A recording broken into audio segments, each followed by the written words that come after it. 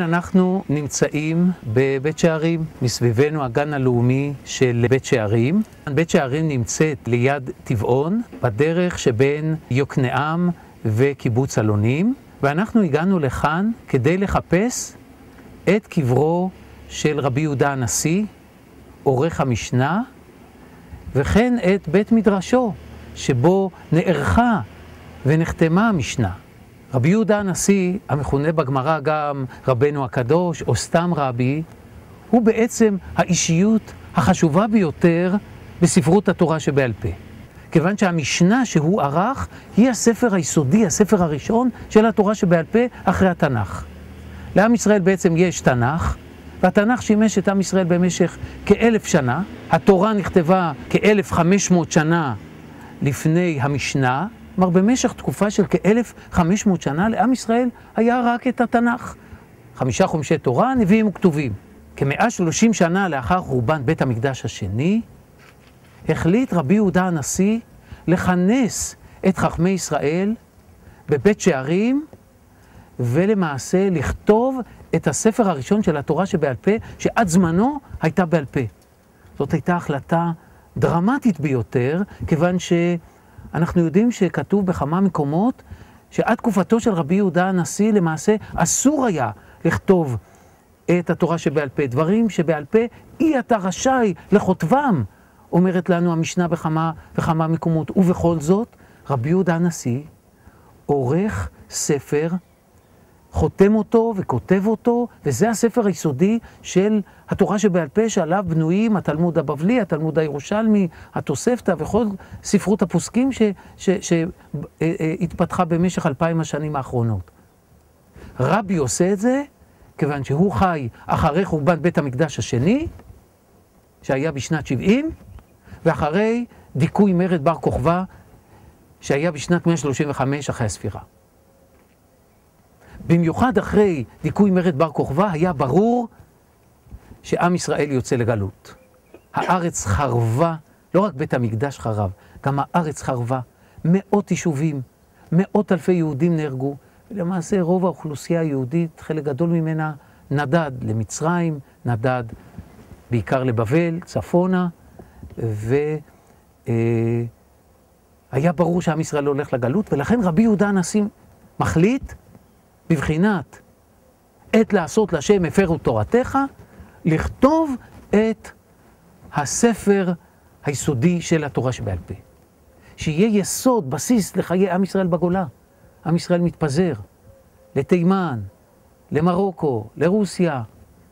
הדבר שיכול לשמור עליו, מבחינה לאומית, מבחינה דתית, מבחינה תרבותית, הדבר שיכול לשמור אותו כעם אחד שמאחד אותו, זה לא רק התנ"ך, התנ"ך כבר היה גם נחלתה של הנצרות, אלא התורה שבעל פה.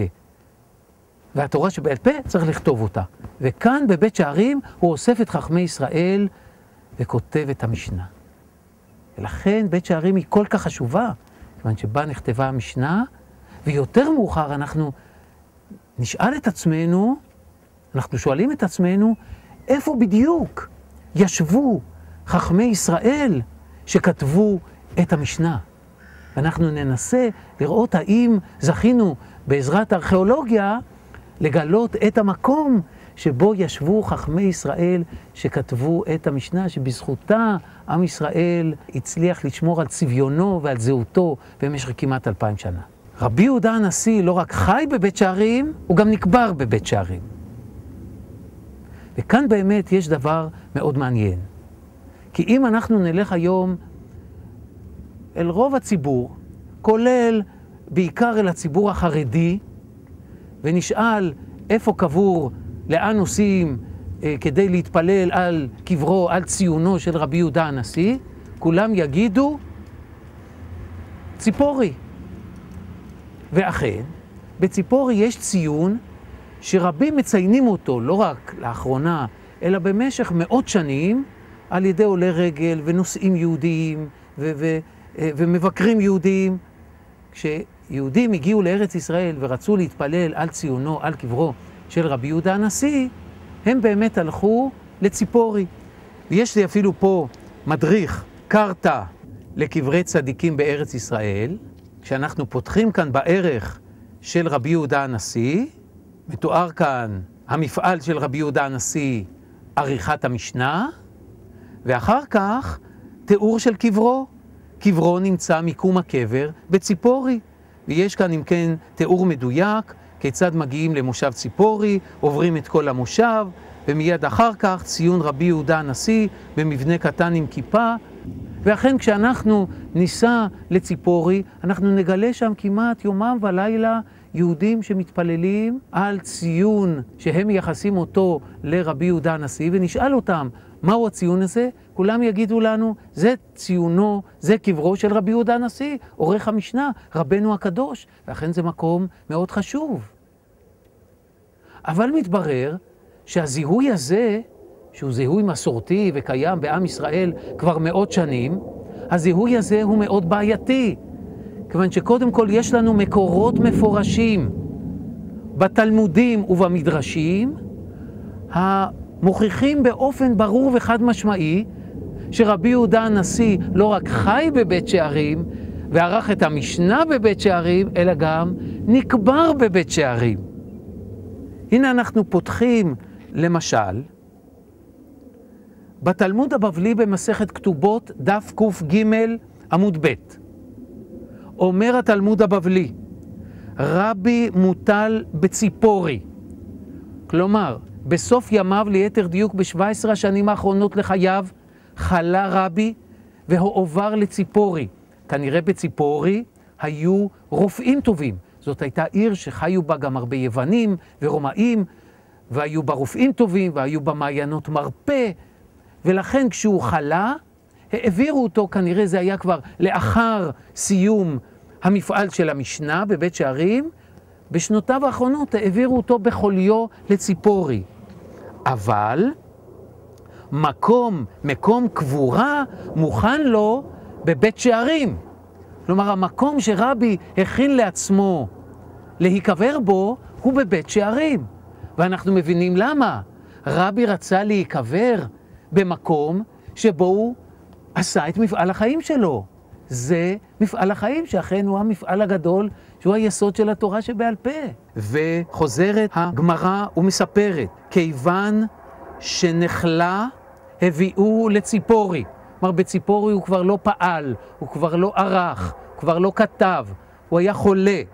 הוא מוטל שם, הביאו לציפורי, כיוון שהיא גבוהה והאווירה מבוסם, יש שם אוויר טוב ומעיינות טובים, אבל חוזרת הגמרא ואומרת, אבל קברו בבית שערים. כלומר, יש לנו כאן הוכחה מפורשת מהגמרא.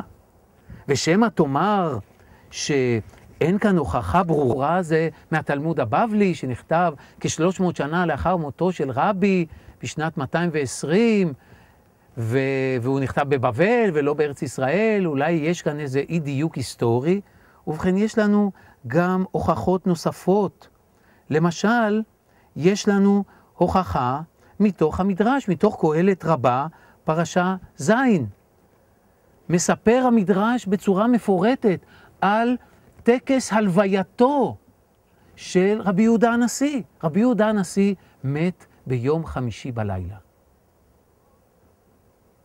ואי אפשר להלין את המת אחרי שבת.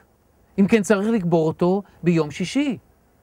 אבל ביום שישי זה לפני שבת. צריך להביא אותו מציפורי, שנמצאת במרכז הגליל התחתון, לבית שערים, שנמצאת ליד הכרמל, במערב הגליל התחתון. זה דורש שעות רבות של הליכה. והייתה דילמה ליהודים רבים, האם להצטרף למסע ההלוויה הזה, שמא לא יספיקו לחזור לביתם בשבת. והנה מספר המדרש, שלמרות שהיה יום שישי, ולמרות השבת, רבבות יהודים, מכל רחבי הגליל הגיעו לחלוק כבוד אחרון לרבי. ובמסע ההלוויה מציפורי לבית שערים השתתפו רבבות יהודים. אותם יהודים כנראה תכננו לשבות פה בשבת. הם תיארו לעצמם שההלוויה תסתיים סמוך לשבת. זה לוקח שעות מהבוקר עד כניסת השבת. יקברו אותו פה. ואיפה הם יבלו את השבת? פה, ליד בית שערים, היה כפר קטן שנקרא כפר טבעון. והיו כמה חכמים, למשל רב אבדימי, מן חיפה, שגם היא שוכנת ליד בית שערים. יש לנו חכמים אחרים מטבעון. הם ישבטו כאן בכפרים היהודים בסביבה, טבעון, חיפה, שפרעם, שהמרחק קצר מבית שערים עליהם. אבל, מספרת הגמרא, לא. נעשו ניסים. אולי חלק מהם חשבו, בכלל, אנחנו לא נספיק אפילו ללכת לא לטבעון ולא לשפרעם ולא לחיפה. אולי נצטרך פה על הדשא. אתם רואים פה את הדשא. כנראה היה משהו פה. זה היה בית הקברות של העיר. היו פה כנראה חצרות. אז אולי חלק מאיתנו ישבות בעיר וחלק בשדות ובחורשות שמסביב לעיר. לא נורא, שבת אחת נסתפק, לקחו איתם מזון 3 סעודות ונשבות כאן. אבל לא, מספר המדרש שמעשה ניסים נעשו באותו יום. ערב שבת היה, ונתכנסו כל העיירות להספידו. כלומר, לא היה יהודי אחד בכל הגליל, לא הייתה עיירה אחת שממנה לא הגיעו יהודים להלוויה ולהספד של רבי, והניחו ב-18 קהילות, בדרך מציפורי לבית שערים, עברו ב-18 קהילות ובכל העיירה הניחו אותו והספידו אותו, ובסופו של המסע הגדול הזה הורידו לבית שערים. רבותיי, הוכחה מפורשת שהוא קבור בבית שערים. ואותו יום הוארך, אומר המדרש. התארך היום. יש לנו כאן עוד מקרה של יום שהתארך, כמו במקרה של ספר יהושע. שמש בגבעון דום וירח בעמק איילון. שדיברנו עליו, על המקרה הזה בגבעון, בבית חורון. והנה גם כאן, מספר המדרש, היה עוד מקרה כזה בהיסטוריה היהודית. יום הלווייתו של רבי יהודה הנשיא. והנס היה שהוארך אותו יום, וההלוויה הסתיימה למרות שהמסע מציפורי לכאן היה ארוך. וב-18 תחנות, בכל זאת, ראו שהיום גדול, והגיע, חזר כל אחד לביתו, והגיע כל אחד לביתו, ומילא לו חבית של מים, והדליק לו את הנר. המדרש מסיים בסיום מדהים, שלא רק שזכו לראות נס, שקרה, שלא היה מימות יהושע, אלא יצאה בת קול ואמרה להם, כל מי שלא נצעצל בהספדו של רבי, מבוסר לחיי העולם הבא. מדרש נפלא, שמספר לנו על אירוע מדהים שלא היה כמותו, מאז ימי יהושע בן נון ועד רבי, ומימי רבי עד ימינו, אבל הוא הוכחה ברורה ונוספת שאכן רבי קבור איפה? בבית שערים. ויש מקורות נוספים המעידים על כך שרבי קבור בבית שערים. מה קרה? שנוצרה מסורת בת מאות שנים, שנהוגה עד היום, שהיא שונה לחלוטין ממה שכתוב בגמרות ובמדרשים, בכל המקורות שיש לנו בתורה שבעל פה, שמקום קבורתו, שמעידים שמקום קבורתו של רבי הוא בבית שערים. ההסבר שאני מציע הוא הסבר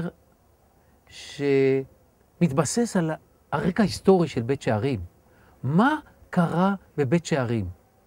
מסתבר שבית שערים הייתה אחת התחנות של הסנהדרין. אחרי מרד בר כוכבא נדדה הסנהדרין מיבנה. היא הגיעה ליבנה אחרי חורבן בית שני, ומשם היא נדדה. הנה תחנות הסנהדרין. מסכת ראש השנה, דף למד עמוד א'. אחרי חורבן ירושלים, גלתה הסנהדרין מירושלים ליבנה. אחרי מרד בר כוכבא, גלתה מיבנה לאושה. אחר כך מאושה לשפרעם, שתי עיירות ליד בין חיפה לעכו. ואחר כך משפרעם לבית שערים. כאן נחתמה המשנה, המפעל הספרותי הגדול.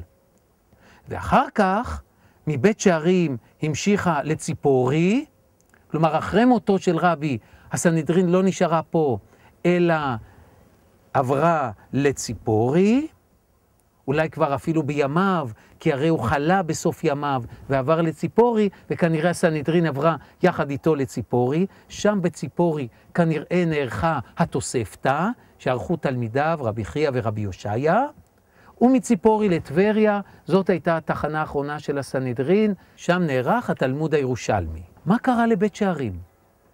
הנה מסתבר שאחרי מותו של רבי יהודה הנשיא, הפכה בית שערים למקום מקודש. לא רק הוא ובניו ובני משפחתו נקברו בבית שערים, אלא אחרי מותו הפכה בית שערים למקום קבורה של אלפי יהודים שבאו להיקבר לכאן לבית שערים אחרי מותו של רבי, והיא הפכה למעשה לבית הקברות הלאומי של העם היהודי. ואנחנו נראה בהמשך עשרות רבות של מערות קבורה עם מאות של קברים, סרקופגים וכוכים וכוכי קבורה וארונות קבורה של יהודים מכל רחבי העולם, לא רק מארץ ישראל, מתימן בדרום עד טורקיה בצפון. והיא הפכה להיות מקום מקודש. ובצדק, כאן חי ונקבע רבנו הקדוש. כאן נערכה המשנה, זה היה הספר הקדוש בשביל היהודים באותה תקופה.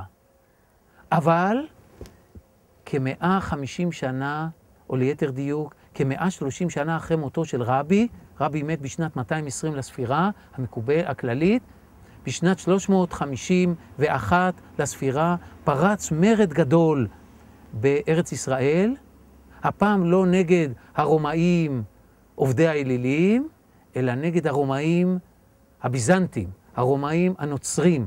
האימפריה הרומאית התנצרה בתחילת המאה הרביעית, שנת 324 לספירה, קונסטנטינוס הגדול, הופך את הנצרות לדת הרשמית, ואחד הצעדים הראשונים של קונסטנטינוס באמצעות שליחים, הקומס יוסף ויהודים מומרים אחרים, לנסות לכפות את הנצרות על העם היהודי, וקודם כל על יהודי ארץ ישראל.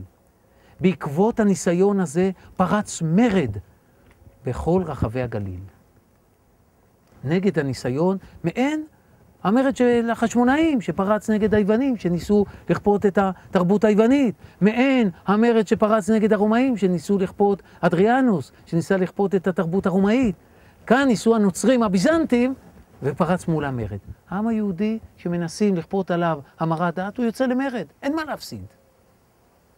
ואכן המרד הזה היה מרד גדול מאוד, שיש לנו עליו מעט ידיעות, אבל רק הארכיאולוגיה בדורות האחרונים גילתה לנו את ההיקף שלו, כי אנחנו מגלים שעשרות יישובים יהודיים בגליל חרבו בעקבות אותו מרד.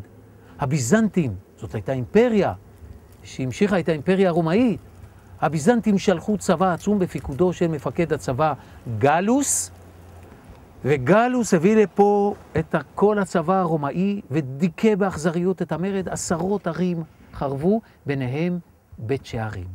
בית שערים חרבה. חרבה גם ציפורי, בעיקר הרבעים היהודיים של ציפורי. חרבו 24 ערי הכהנים.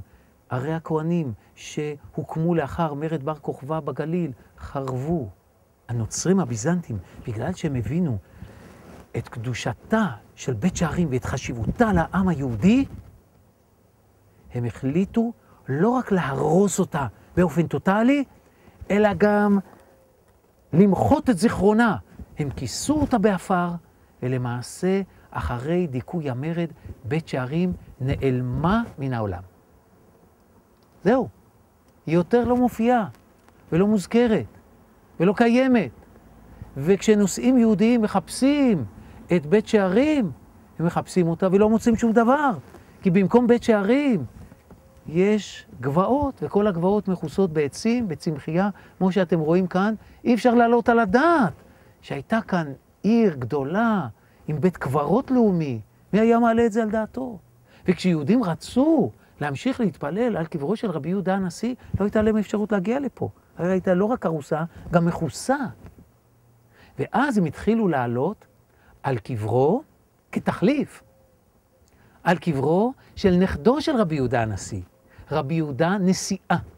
נכדו של רבי יהודה הנשיא, שהיה נשיא הסנהדרין בדור שאחריו, 2 דורות אחריו, רבי יהודה נשיאה, אחרי בנו רבי גמליאל, היה רבי יהודה נשיאה, נשיא הסנהדרין, הוא חי ופעל ונקבר בציפורי. ומקום קבורתו נשמר. ציפורי לא נהרסה כמו שנהרסה בית שערים. כי היא הייתה עיר בינלאומית, עם יוונים, עם רומאים, עם נוצרים, עם עיר חשובה גם מבחינה כלכלית.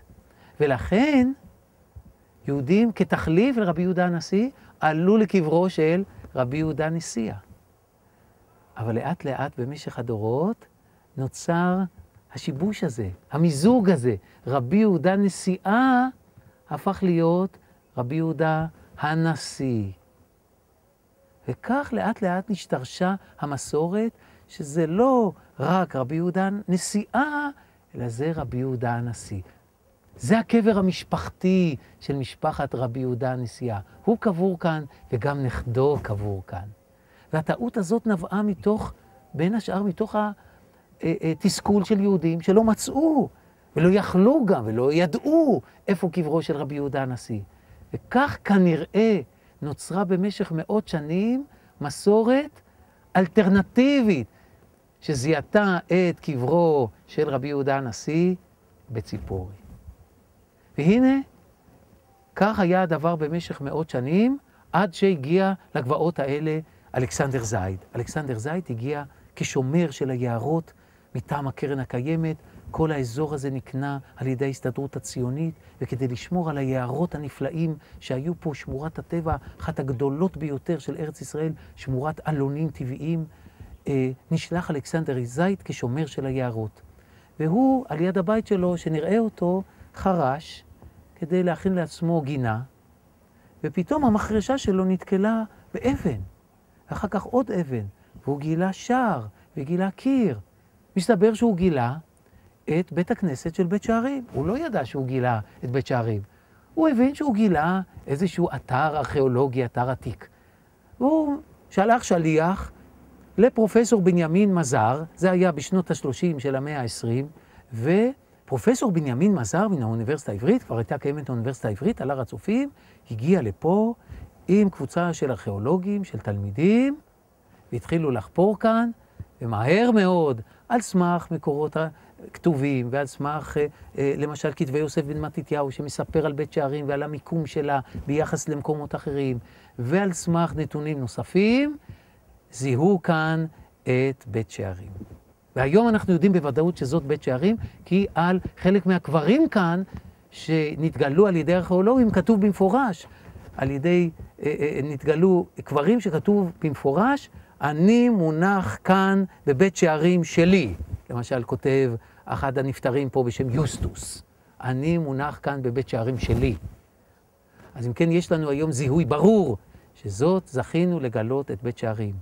וזכינו לא רק לגלות את בית שערים, אלא זכינו גם לגלות את קברו של רבי יהודה הנשיא, על סמך נתונים שונים וסימנים שונים, ולמעשה המשימה שלנו עכשיו, להסתובב כאן בבית שערים, ולנסות לראות מה מתוך, יש כאן עשרות מערות קבורה, איזו מהם היא מערת הקבורה של רבי יהודה הנשיא, רבנו הקדוש. אחד הסימנים לכך שזה אכן קברו של רבי יהודה הנשיא, מבוסס על צוואתו של רבי יהודה הנשיא ועל הממצא הארכיאולוגי. בצוואתו מצווה רבי יהודה הנשיא שלא יקימו נפש על קברו. נפש הכוונה היא איזשהו מבנה מונומנטלי, מוזלאום, איזשהו משהו מפואר כפי שהיה נהוג לעשות על קברות מלכים ורוזנים ואצילים, אלא הושיבו ישיבה על קברי. כך כתוב בצוואתו של רבי, כפי שהגמרא מביאה אותה, הושיבו ישיבה על קברי. אני רוצה ישיבה. מסתבר שהוא רצה ישיבה שבה ילמדו את הספר שהוא ערך וחתם, המשנה, כדי להחדיר את המשנה לעם ישראל. ולכן כל פעם, הנחת שלי, כל פעם שאתם באים פה, אל תדברו עליי ואל תעשו לי כבוד, תלמדו את הספר שלי. זה הכבוד שאתם נותנים לי. עכשיו, כדי לשבת וללמוד, צריך מקום לשבת. והנה, כשנחפרה המערה הזאת, גילינו דווקא מעל מערת הקבורה הזאת דבר מאוד מיוחד. זאת מערת הקבורה, זאת ושלידה, אבל זאת מערת הקבורה העיקרית, שמעליה נמצא מבנה מיוחד. הארכיאולוגים גילו מעל המערה מבנה גדול של ספסלים. הספסלים האלה הם ספסלי ישיבה, חלק מהם בנויים בצורה של חצי גורן, שאפשר לשבת ולהתכנס, חבורה קטנה יותר, וחלק בנויים בצורה של תיאטרון, שמאפשר לציבור גדול לשבת וללמוד תורה. וזאת כנראה הישיבה שרבי יהודה הנשיא ביקש שיושיבו מעל קברו. על מערות קבורה אחרות לא מצאנו את המבנה הזה. ולכן מסתבר, זה דבר ייחודי למערה הזאת, ולכן מסתבר שזאת אותה ישיבה שביקש רבי יהודה הנשיא שיושיבו על קברו, וזה אחד הסימנים שנתנו ארכיאולוגים דווקא במערה הזאת, שהיא אכן מערת הקבורה של רבי יהודה הנשיא, אבל כמובן יש גם סימנים נוספים שאותם אנחנו נראה בפנים כשניכנס לתוך המערה. זאת המשימה שלנו. אז בואו נצא לאיזה סיבוב באתר וננסה לזהות את המערה שיש בה את כל הסימנים שיעידו זה קברו של רבנו הקדוש, רבי יהודה הנשיא, עורך המשנה. בואו יחד איתי.